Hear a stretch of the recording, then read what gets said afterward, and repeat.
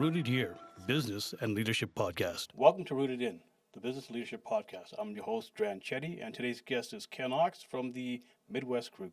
Hi, Ken. Hi. Ken, for those people who know you as a businessman, but not as a person behind the brand, what were you like as a young person? I think What were you into? my description of myself was rebel without a clue. Yes. You don't know what you don't know, and the world teaches you what you don't know, providing you want to learn or listen. Yeah. And just insecure young kid, grew up in Saskatoon, lived here all my life. Yeah.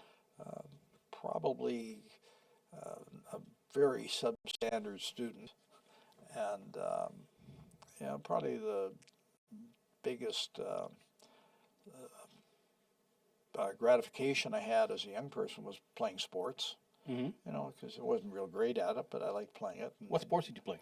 Oh, hockey, Okay. football, Yeah. golf a little bit. Okay. But it was just something that you felt good about, and you were reasonably good at it.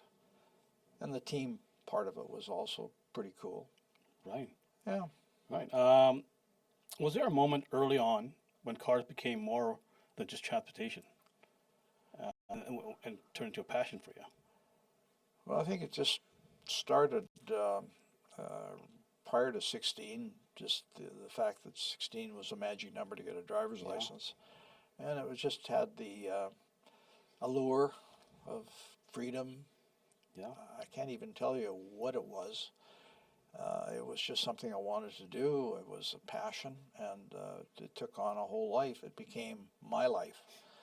Fixing cars, making them look better, making them go faster.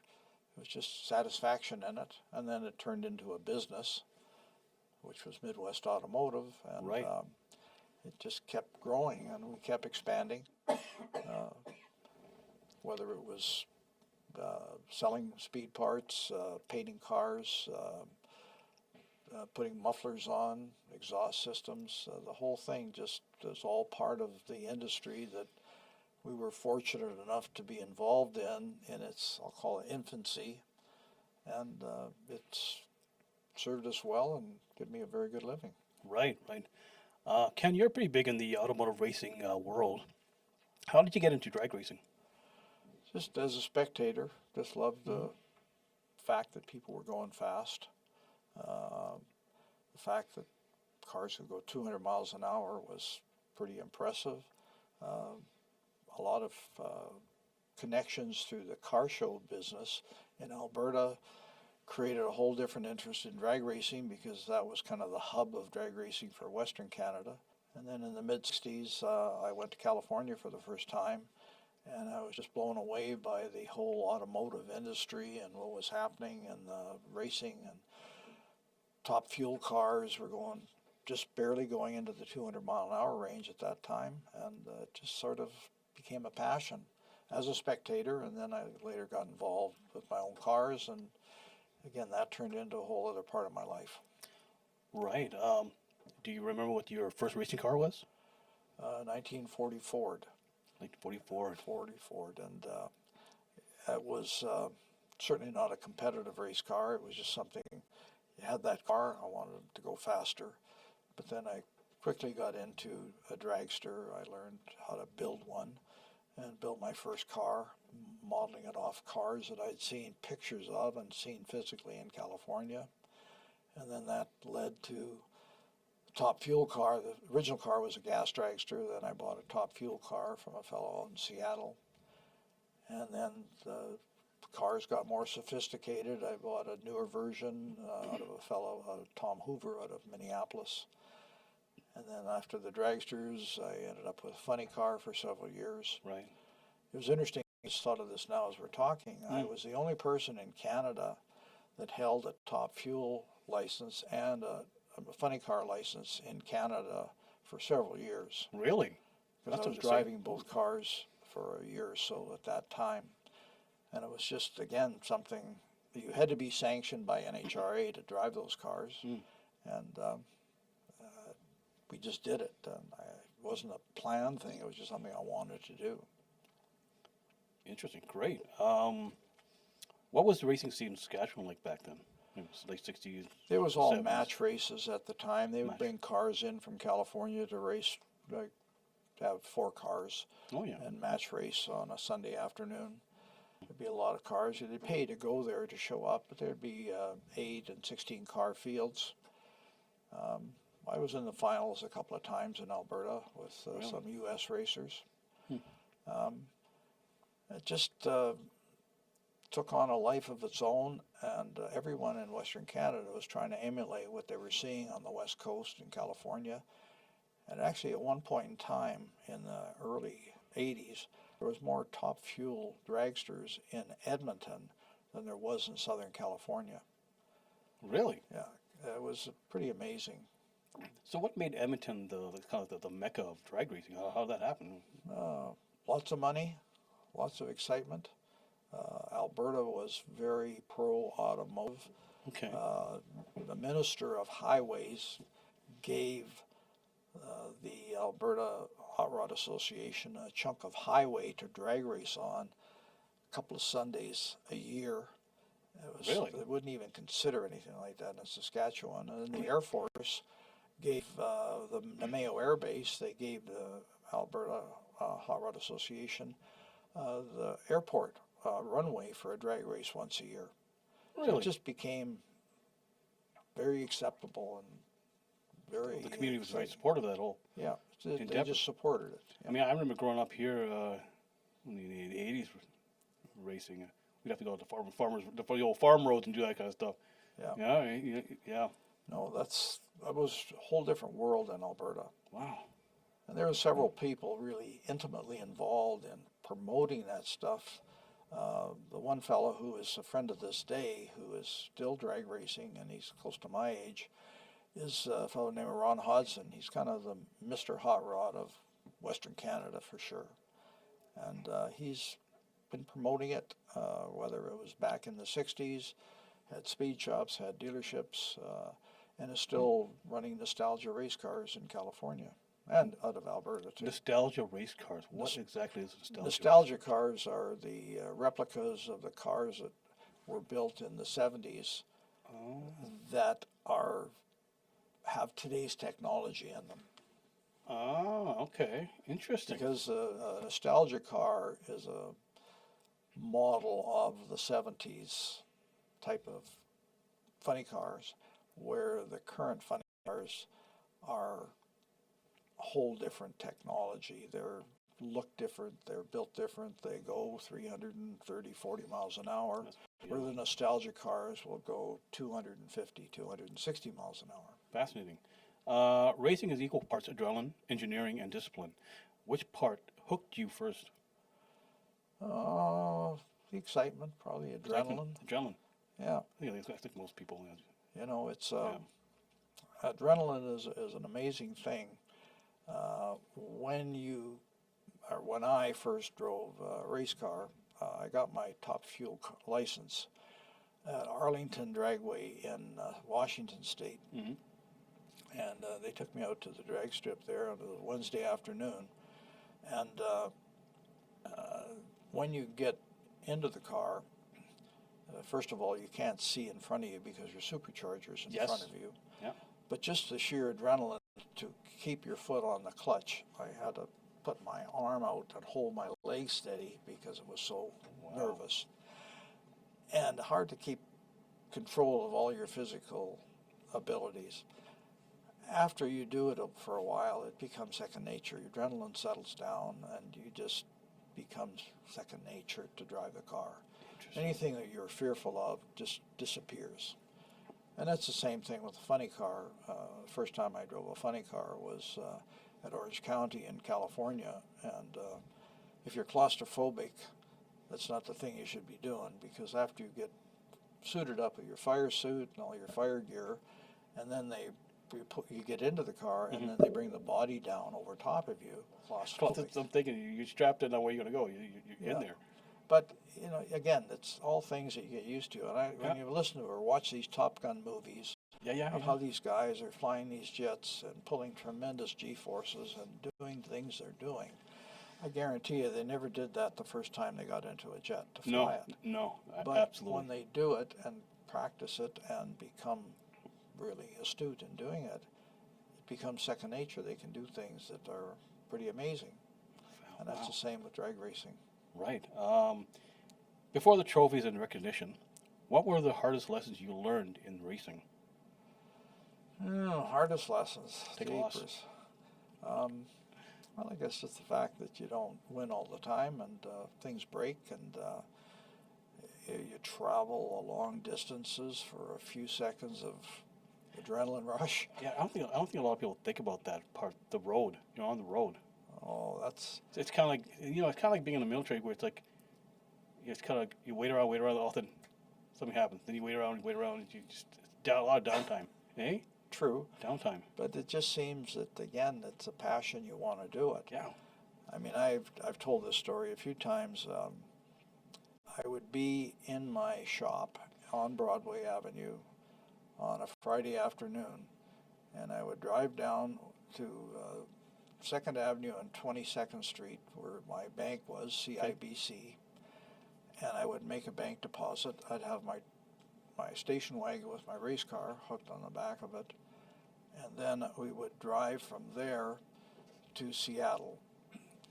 And I would be at my friend's house at 7, 8 o'clock in the morning, Saturday morning, and all the racers would be hanging around there.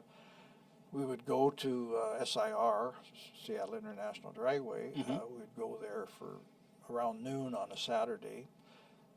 You'd make your qualifying runs. The race would be Saturday night. There'd be 100,000 people there. They would pack the place crazy. We would stay at the track till about 1 o'clock in the morning, because the traffic had to subside after the race in Spokane on Sunday, and then drive back to Saskatoon, so you're at work for 8 o'clock on Monday morning. Now, it sounds painful, but it isn't. It wasn't. It was exciting. It becomes part of you. It becomes the regular routine then after a while. Well, it was just exciting. You just did what you did. You're pretty tired when you get back to Saskatoon. Right. No, this is kind of the next question is referring to the building of the cars. What fascinated you most about the engineering side of cars? Well, just the fact that somebody was always figuring out how to build a better mousetrap. The original cars that I built had a wheelbase of about 130 inches. The first car that I bought, I think, had a wheelbase of 160 inches. Dragsters, my second dragster was 190 inches long. Currently, the top fuel cars are probably 300 inches long. Okay. They're just, it's all a matter of technology in terms of the chassis to accommodate horsepower and the traction to attain the speeds and the elapsed time. How much of racing success comes from instinct versus precision and preparation? Well, the racers that are continually winning have both. Okay. They just have that inability, or that ability. Would it be like a natural born thing? You either have it or you don't have it? Okay, you could develop that? Very few people today have both sides of it. Okay. Drivers are a whole elite class to themselves. Back in the 60s and 70s, the drivers were usually the mechanic, were usually the crew guys, they were usually the guys that drove the cars all over the country.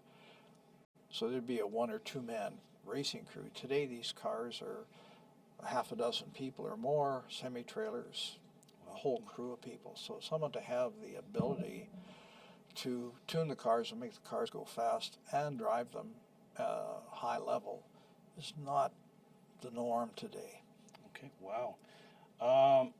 Did setbacks and mechanical failures end up teaching you more about life and business down in the future? Well, you just learn life's not perfect. Neither is racing. Yeah. And you make mistakes, you break parts, you just fix it and keep going, get back to work. Yeah, and just some things are out of your control. Yeah, it just is. Life's not perfect. Nothing goes perfectly all the time. You don't win all the time. And I think you've learned a lot of times you learn more from a loss than you do from a win. Right. You have an incredible reputation in professional drag racing. Looking back, what achievements stand out the most to you personally? Just the fact that I got to play. I got to be involved with that community, that era, Right. One of the stories that I've told kind of tie in with racing is that I was inducted into the Canadian Motorsport Hall of Fame in Yes. 2002, and the guy that was inducted at the same time as me was Scott Goodyear for the different type of racing. Okay. But the one story that I told at that time goes back to when my kids were 4 and 5 years old and they started playing hockey. And I went to a zone meeting at the beginning of the season, and the parents were all there, no kids, and the person in charge of this hockey league had said, I want to have a discussion with you parents before the hockey season starts, and I want you parents to let your kids enjoy hockey. Don't put any unnecessary pressure on them to be the next Gretzky. He said, and this is the part that really stuck in my mind, he said, the highlight of your son's career in hockey this season at 4 and 5 years old could be just touching the puck. Absolutely. And that's exactly how I felt about drag racing. I wasn't the world-class drag racer. Right. I was just able to touch the puck. I was able to play with guys that were in a whole different elite class of racing, and they were my peers and my heroes, and that thing applies to sports, it applies to life. Today I have business people that I'm in awe of what they do. You know, it's you have to have idols, heroes in your life. Yeah, it's kind of like setting goals for yourself. Something to attain, to reach, keep pushing forward to get to. Well, there's somebody always doing it better. Improvement and yeah. Somebody always doing it better than you. Yeah. You kind of got to watch what they're doing. Absolutely. In the business world today, Berkshire Hathaway, Warren Buffett, he's a famous guy today. He was just a guy back east reading the newspaper, buying stocks. Now he's world famous. You know, I've went to one of his annual meetings, but he's like a hero, same as a drag racer was in the 60s. Same with a person that is an extremely good finish carpenter. I just am in awe of what they do. I can't do that. Yeah. Wow. Tell me about the Hot Wheels connection. That started off with a fellow that I drag raced for in the 60s and 70s was a fellow by the name of Bill Donor. And we became actually really good friends right up to when he passed away. And he was involved with Carroll Shelby back in the 60s.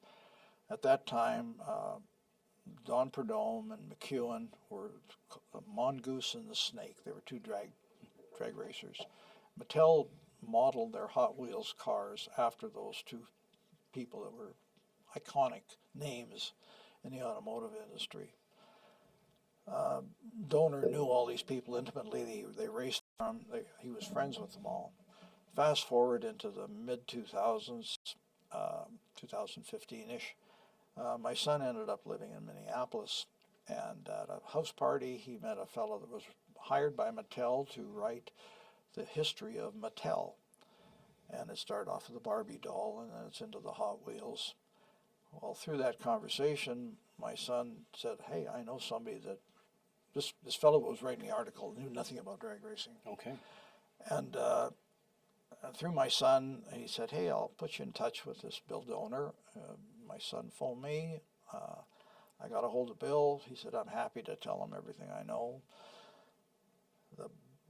One day, a package arrived at the house here, and it was a box set signed by the author of the Mattel Hot Wheels history. And both my son, Donor, and myself were noted as a contributor to the book. That is so cool. You know, it's interesting how the connection started back in the 60s up to the 2000s, how there's so little degree of separation between people and the world, but the fact that they get tied together in that way and it shows up in this Mattel book, it's just a real rush for me. That's fascinating. That's great. You've gone from racing to building major ventures like Midwest. How much of your business mindset came directly from racing? Probably the same mindset. Just work hard, never quit, build a better mousetrap.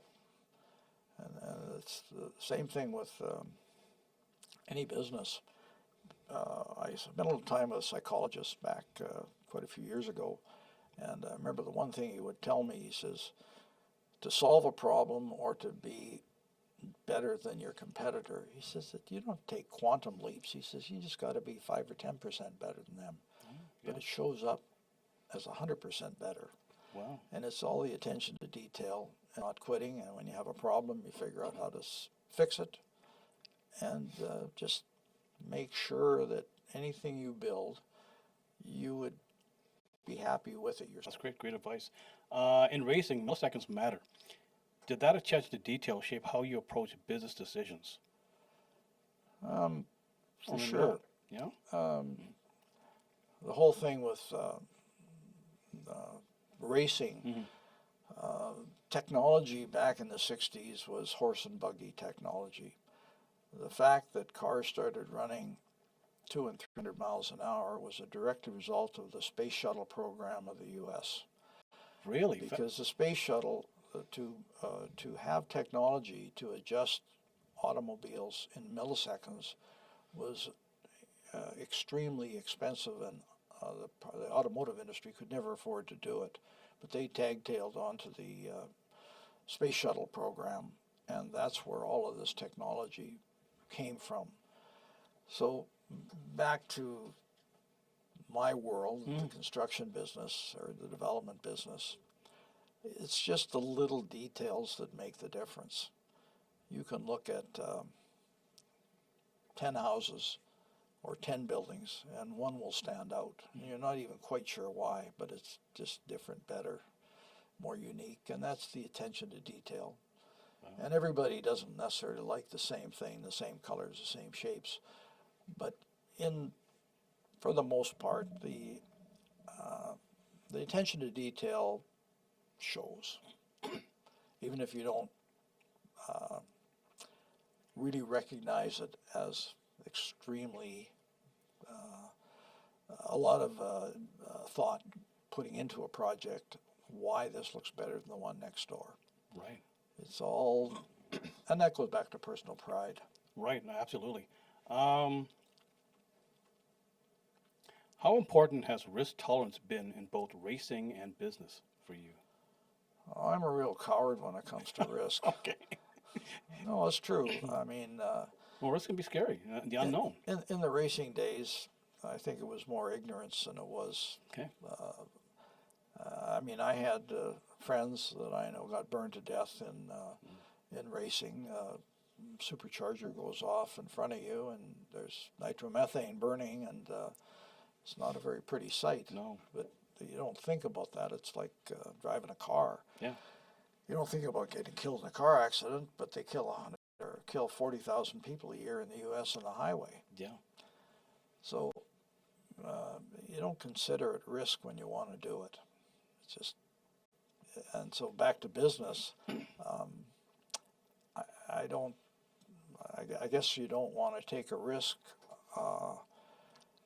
big enough to hurt you financially. You know, a lot of people, bet it all on one horse.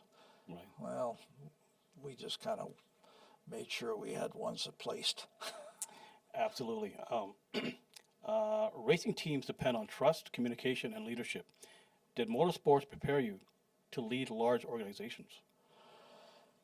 No, I don't even know how I got here. Honestly. Well, what was your first, your first building project Well, that was on kind your of. Midwest group? Actually, I remember that You very remember? well. Did everything go smoothly, or No, it was. a lot of life lessons learned there? This would be in the late '60s. Okay. I had a mentor. He didn't know I was a mentor, but the guy's name was Bob McLaughlin. McLaughlin Real Estate. Oh yeah. which turned into Colliers in today's world. Old Bob would always tell me, stick with what you know. Okay. And at any rate, he gave me a lot of confidence to buy some real estate, which I bought through him, and to build things that I wasn't particularly interested in doing. But we bought a piece of property on 8th Street where the OK Tire store currently is. Yeah, yeah, yeah. And I hired a contractor to build it, and he mucked around on the building for 6 or 8 months, and finally I fired him. It was in January, and so I went and finished the building in like a month, opened the store up, and it didn't seem to be that difficult. Anyway, we bought another piece of property and built another building, and it just took on a life of its own. It wasn't.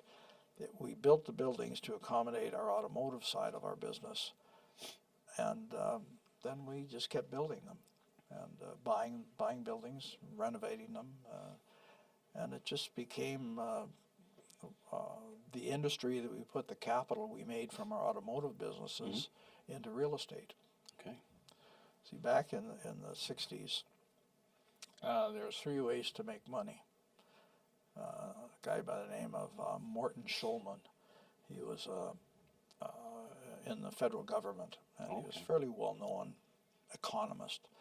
And the 3 ways to make money, he said, win the Irish sweepstakes, which was a lottery thing back then. Okay. Okay. Be in the construction industry, okay, or be in the government and print money. The construction industry kind of stuck in my mind, thinking, I guess it can't be that bad. So at any rate, inflation is a wonderful thing until it isn't. Okay. And we just happened to get on the elevator when the elevator was on the lower floors, and it kept going up. And being risk adverse, we usually paid for stuff as we went. We didn't have a lot of leverage, and it brought us through a lot of pretty rough times. Okay, great advice. You've succeeded in multiple industries. Was there ever fear in reinventing yourself beyond racing? All the other business you've gotten into? No, I think it was just, it just happened. It was just what we did. We just kept doing it, and there was never a conscious thought of, oh, I want to become larger, bigger. It was just, we just took it one day at a time, and a dollar at a time, and they kind of add up over the years. Right. The other thing, this is the other one that What's that? I've been told, and I live by this. Okay. The eighth wonder of the world is compound interest. Okay. And it can work for you, and it can work against you. It can work against you if you got a lot of debt, and it works for you if you build capital. Well, great advice. When you look back at the different chapters of your career, what ties them all together? Is there a common thread through all of them? Or not really? I guess this is kind of the mercenary way of looking at it, but just your bottom line. You know, if you're not winning or not making a profit, you kind of, it takes the fun out of it. Right. And so as long as each little thing you do adds a little bit to your bottom line, then it becomes good. But if you're doing working your buns off to make a dollar doing whatever you're doing, whether it's automotive or construction, and then you have something else you're doing that sucks the profit out of it, it takes the shine off it pretty fast. Absolutely. What motivates you today compared to what motivated you 25 years ago? Or when you were 25 years old? Well, when I was 25 years old, I wasn't smart enough to be afraid. That's right. Today, I'm much more cautious and much more concerned about preserving our wealth, our financial position, as opposed to growing it. But if you're a prudent administrator of what you have, it should grow automatically. Right, absolutely. What kind of legacy do you hope to leave? These are deep thoughts now. No, that's a tough one. We've actually grappled with that quite a bit. Yeah. I'm not sure. Yeah, I have a couple of ideas which would probably surprise people a lot. From my side, I wouldn't even want to say at this point, but I can tell you on my wife's side, the legacy would be, you'd want to be an animal that she has empathy for, because they'd be living in Club Med the rest of their life. After everything, racing, building cars, entrepreneurship, success. What keeps Kellogg's grounded? Oh, just the people I'm around. Yeah. I Are there certain types of people you like to hang with? Just it's just personalities? it's interesting. I tell people that whether it's an employee or whether it's a friend, Mm-hmm. it's like finding a good date. There's people you can go out with that you don't have a lot in common with, but for whatever reason, they're friends. Yeah. You just like them, and then there's people they're nice people. You're good to be around. There's just no chemistry, or call it what you want, or Absolutely. even like interests and so on. I mean, if someone was an avid stamp collector, I don't know how much we'd have in common, but we might have. They may have a whole different side of them that you don't know. Right. My work sort of consumes most of my life, and so unfortunately, my friends have to kind of fit into my world as opposed to me fitting into theirs. Right. Right. So Midwest Group. What is it exactly? The Midwest Group. Explain to me what all the Midwest Group does. Day-to-day projects. Well, what does our company do? Well, our original company was an automotive company. Yes. We're in the auto body business. Mm-hmm. We had a auto body supply house with partners Mm-hmm. for 50 years, which we sold. We've bought real estate in Saskatoon for the most part, Mm-hmm. for years, and we have a fairly large portfolio of real estate in Saskatchewan, but Okay. there's times when it's been pretty bad here in the province. In the late 80s, early 90s, Wow. the mantra was the last person to leave the province turn the lights off. Yes. The province is down to around 900,000 people. It was pretty bad. And so I kind of stumbled my way out to Vancouver and Seattle and found partners and businesses there that after a few years we started doing some good things there.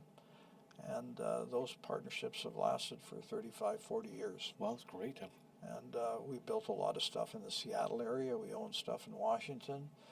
And then we've taken our capital and expanded to buying real estate in a lot of western U.S. states. Okay. And it's just sort of, it wasn't anything particularly planned. It just, one step led to another. Kind of a natural progression, would you say? Exactly. So Yeah. we manage our portfolio of real estate and a few operating businesses. The one operating business we still operate to this day is OK Tire. Okay. Yeah, All right. we have 3 stores in Saskatoon. That started off as Midwest Muffler and Brake. We were a Midas franchise for a few years. We were a budget muffler. And then we switched to OK Tire probably in the 1990s maybe. Okay. And we've had 3 stores here for over 50 years. What are the locations? You have one on 8th Street. 8th Street, 22nd Street, and Circle Drive. What's in the future for Midwest Group? Or even for yourself? What's the future hold? I kid around saying I want to start working half-time, Yeah. which is 12 hours a day. I don't know. I'm like a bad drug addict. It's just my drug is work. Yeah. And I just never had much balance. It consumes so much of my life that I'm trying to, I'll say, reinvent myself and become more of a mentor to the people that work for me and help them not make the mistakes that I made. Great. Yeah. And Absolutely. just keep growing our business. As long as you're a prudent steward of what you have, it will grow. No, that's great advice. That's great. It's a good outlook on life there. We've come to the end of the podcast. This section is called the rapid fire section. Well, I'll ask you a bunch of questions, and you just throw in an answer for it. Okay? Okay. It's pretty fun, laid back. Manual or automatic cars? Oh, I'm lazy. I like automatics. Oh, really? Eh? I still love my manual cars. It's hard to find new cars that are manual anymore. But anyways, I like a air cruise tilt. yeah, air cruise. Okay, all right. Burnout or launch? Oh, launch is much more exciting. Okay. Favorite engine sound? Top Fuel. Top fuel. One car you wish you could own purely for fun. Not practicality, but it's fun. Driving car. Oh, Seepers, that's a tough one. My wife has a Corvette Roadster, the last of the front engine cars, Oh, okay. and it's a fun car. Yeah, you like that? The problem with those fun cars is they're smaller, they're faster, and as you get older, they're harder to get in and out. Yes, yes. Biggest misconception about drag racing. It's a highly professional sport. Okay. Early riser or night owl? I used to be a late riser, and I spent a lot of hours in the evening doing whether it's work or play. But today it's 180. I go to bed early and get up early. Yeah, that's me right now. Daily habit you never skip. Boy, meals, Meals, okay. All right, meals. unfortunately. Okay. What helps you reset? Oh, usually something that's gone wrong. Okay. You know, you just reevaluate whether it's in your personal relationships or whether it's in a business decision. There's a book written by a fairly well-known developer person. The book is all about all the things that he wouldn't do again. Okay. Stupid mistakes. And Yeah. he talked to a lot of people in the business development world. Tell me all your stupid mistakes. And I think of that because I got quite a few of them. That would be an interesting read. Music in the shop. No, You don't like music in the shop when you're working on things? no. And don't ask me why. Even when I used Really? to drive, actually, when we would drive all across the country, it would always be up all night long. And at that time, you couldn't get radio stations for any particular distance. Yeah. I have the radio off. That's sort of peaceful time to think. Really?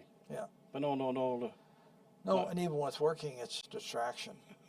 I've had guys, All right. I've had fellows on job sites.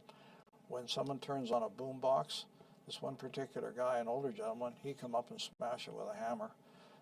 People Okay. learn pretty quick. Don't have music on job All right. site. Gut instinct or data? Both. Okay, that's a good answer. Both. Best business advice you've ever received?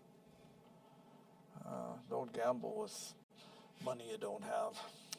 That's a good one. That's a good one. What do you look for in people you hire? Good farm stock. Oh, okay, yeah, that's old school. There we go. What separates good teams from elite teams? Coach. Good. Yeah, absolutely. Hobby outside of cars. Do you have a hobby outside of cars? I don't even have cars as a hobby. Maybe call building. Work, buildings is your- work is my hobby, unfortunately. Work is your hobby. Okay. Favorite place to plug in? Oh, boy. Oh no, favorite place to unplug, to go relax, Unplug, yeah. reset, We have rejuvenate. a home in California, Okay, that's your favorite place to go. Okay, for sure. that works. One word your closest friends would use to describe you. Uh-oh. Workaholic. Okay, all right. That's pretty tame. Okay, good. What are you still chasing? He's trying not to, but No, that's a tough question. Yeah. The answer is, it's like a dog chasing a car. You don't know what you'd do if you caught it. absolutely. And the answer is, you never get to the finish line. You never get to your goal. It's always just going forward. It's just you've got to go forward more cautiously, more thoughtfully, at a different rate. Right. Final question. What does success mean to you now? Oh, I guess just being able to enjoy what you've worked for. And that's a hard one Okay. because it's a hard line between work and play because the two lines are blurred so much in my life. I'm not a good team player, No. and I don't have a lot of time for play, so to speak. Okay. But I'm learning. All right. Well, thank you, Ken, for coming out to the Root Here podcast. It was a Thank pleasure you. having you.